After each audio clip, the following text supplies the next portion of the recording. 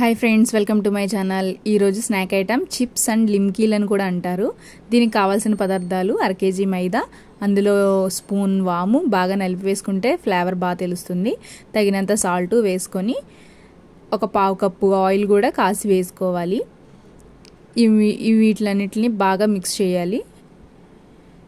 బాగా మిక్స్ చేసిన తర్వాత తగినంత వాటర్ పోసుకుంటూ బాగా స్మూత్గా కలుపుకోవాలి. ఎక్కువసేపు కలపాలి, కలిపితేనే బాగా స్మూత్గా వస్తుంది పిండి కూడా. చిప్స్ కూడా మనకి కరకరలాడుతూ వస్తాయి.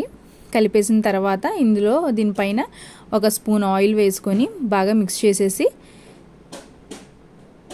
దీనిపైన మూత పెట్టేసుకొని ఒక అరగంట సేపు పక్కన పెట్టేసుకోవాలి.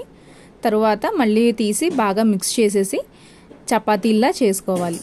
అంటే బాగా లావుగా కాదు, బాగా సన్నగా కాదు, మిడిల్గా చేసుకొని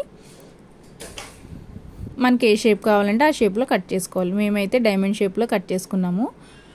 కట్ చేసేసుకున్న తర్వాత దీనిపైన పిండి వేసుకోవాలి. పిండి వేసుకుంటే మనం ప్లేట్లోకి అన్నీ తీసుకున్నప్పుడు ఒకదానికొకటి అంటుకోకుండా ఈజీగా ఫ్రై చేసుకోవచ్చు ఫ్రెండ్స్. మేమైతే అలాగే చేసాము. అన్నీ కట్ చేసేసుకొని ప్లేట్లోకి తీసేసుకొని ఇవి వేపడానికి కావాల్సిన బాణీ పెట్టుకొని తగినంత నూనె వేసుకొని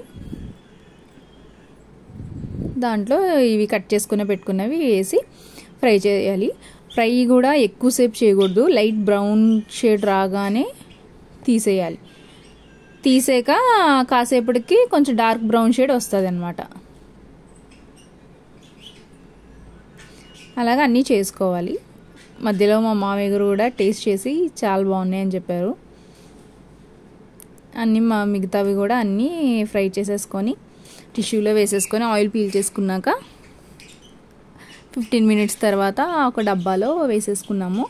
మేమైతే చాలా క్రిస్పీగా వచ్చినాయి ఫ్రెండ్స్, గుల్లగా. మనం ఎక్కువసేపు కలిపాం కదా, చాలా బాగా వచ్చినాయి టేస్టీగా. చూడండి, ఇలా విరపగానే గుల్లగా చాలా బాగా వచ్చినాయి.